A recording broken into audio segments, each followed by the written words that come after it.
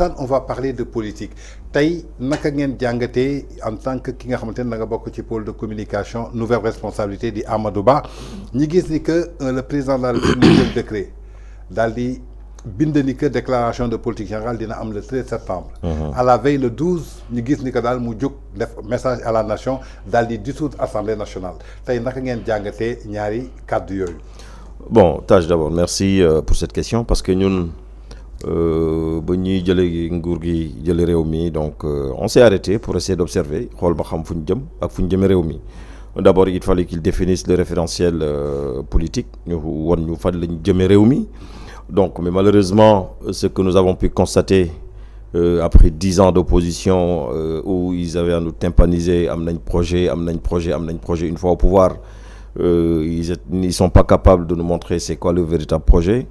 Donc le président dans sa façon bien sûr de gouverner ce pays il a eu quand même à saisir l'Assemblée nationale à maintes reprises et que cette dernière a eu quand même à obtempérer def lu mu bëgg.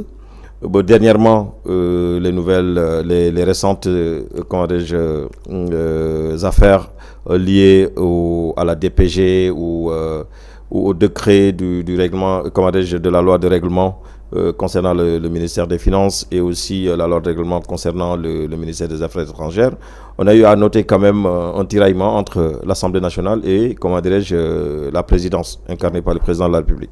Donc, moi, je vais jël un décret disant que oui, il arrête la DPG pour le 13, chose que les députés ont accepté. Mais malheureusement, nous avons constaté comme quoi le président s'est dédié. Pourquoi il s'est dédié? Parce qu'il veut juste faire plaire, ou bien il veut juste plaire autant pour moi à son PM, parce qu'aujourd'hui, nous le savons tous, ce pays est dirigé par le Premier ministre, donc on a un président auprès du Premier ministre, malheureusement. D'accord. Malheureusement, on a un président auprès du Premier ministre. En tant que ki nga xamanteni tay sa xam-xam dafa màcc jëm ci walu communication. Ba noppi nga bokk ci li nga xamanteni moy pôle de communication nouvelle responsabilité. Un président de la République ba nga xamanteni il est le garant de notre constitution. Un président qui se dédie. Comme on dit que la parole est sacrée, surtout su fekkee kàddu ki nga xamanteni yow yaay njiitu réew.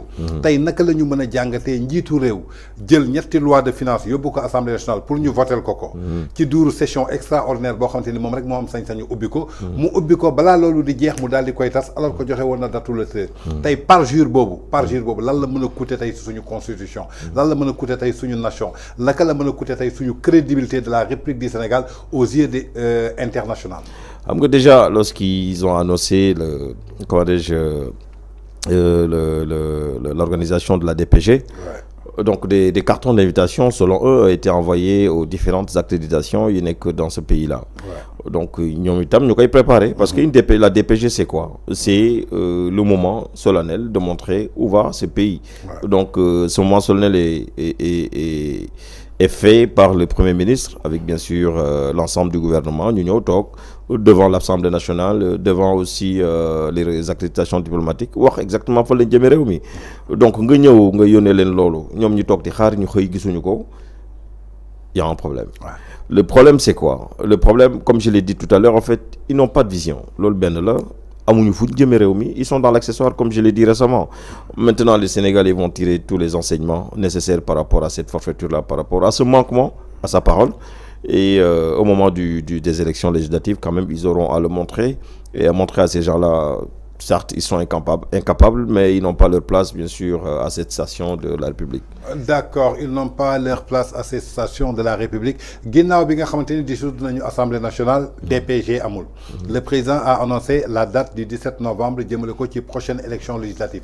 On peut dire juste mi ngi ci biir date bi nga xamanteni Conseil constitutionnel moom la ko jox muy 60 jours au minimum, 90 jours au maximum. Donc mi ngi ci biir 60 jours yi. Tey ñi gis ni que 47 listes moo taxoon ñu créé li nga xamanteni maanaam mooy parrainage. Jëmale ko ci élection yi ñu génn en 2022 jëmale ko ci élection yi. Tey ñu jëm ci 2 mois yoo xamante ni ay élections législatives la est-ce que c'est pas un pari risqué pour ki nga xamante ni mooy le nouveau régime de Diomaye et de son premier ministre par rapport ci élections yoo xamante ni moom lañ jëm? Mais oui, en fait, nous nous préparons, comment dirais-je, à ces élections, comme on le dit. La nouvelle responsabilité à laquelle je fais partie travaille avec des forces vives naturellement pour, comment dirais-je,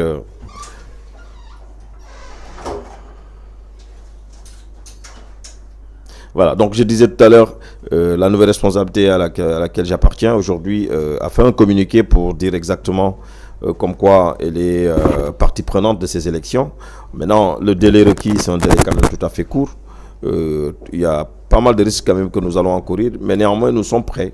Nous sommes prêts à faire face, nous sommes prêts aujourd'hui à travailler, à nous adapter par rapport à cette nouvelle donne-là.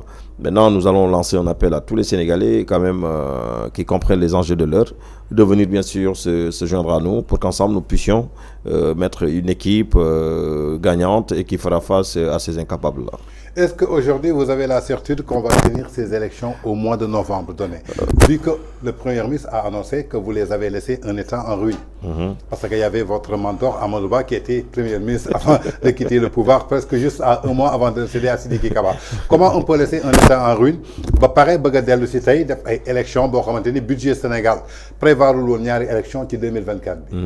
Xam nga ñooñu seeni wax vraiment jartu jor sa doom quoi. Quand un Premier ministre lève pour dire qu'on est en État en ruine, loolu vraiment wax ju wérul la. Et comme je l'ai dit souvent, man ay waxam mom dama ko dul déglu. Parce qu'une personne qui te dit que le Sénégal est en ruine, ngay xey di ngutadaat di dem fu la neex, dem nga fi di jël avion présidentiel di dox lu dëkk fu la neex. Donc nga ñëw taxaw fi salaire ñu koy fay. On a une électricité en abondance. On a aujourd'hui un système, comment dirais-je, le monde des fonctionnaires, c'est un monde quand même qui fonctionne à merveille. Donc, on a hérité d'un État en ruine, donc nous devons se mobiliser, comme tu l'as dit, faire face bien sûr à ces incapables-là. D'accord. Mais comme nous avons est-ce que la situation au Sénégal, les priorités sont axées ailleurs? État en ruine. Nous avons fait salaire. L'électricité en abondance, mais nous, depuis que nous sommes au deuxième trimestre, nous avons l'électricité coupée gauche et droite. Les emplois sont menacés. On a vu qu'on a perdu presque 20 000 emplois d'égalité avril à fin de septembre. Ça veut dire que tous ces cas-là, est-ce que l'Assemblée bi continuer avec l'Assemblée bi ban moo ci avantage pour le Sénégal? Nous dissoudre l'Assemblée nationale.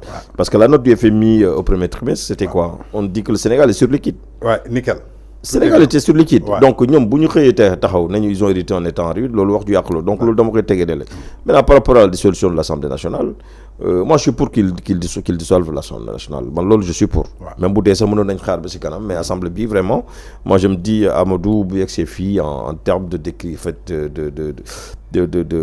mensonges qu'on est sur sa personne. Ouais. Donc, ils y ont joué quand même pour que, ils y sont pour quelque chose. Parce que, n'oublions pas que c'est eux qui sont liés avec les députés de Bernon, qui sont liés avec les députés de PDS, pour attaquer Amadou, le traiter quand même de tous les noms d'oiseaux, disant qu'il a essayé de corrompre des juges et tout, chose qui est fausse. Donc, aujourd'hui, l'histoire nous a donné raison, soit disant que nous, nous Japon, nous nous top dara amul. Donc assemblée ñu tasko loi la. Maintenant ñi lo tax ñu tasko c'est juste des calculs politiciens. Mais malheureusement pour eux, ils vont pas s'en sortir indemnes, d'autant plus que les Sénégalais maintenant ont compris leur véritable visage parce qu'ils ont quand même dañoo fen ba yegg ci nguur. Fen mo len di fait kenn du fait, mais on va rétablir la vérité pour leur faire quand même quitter ces stations étatiques. D'accord.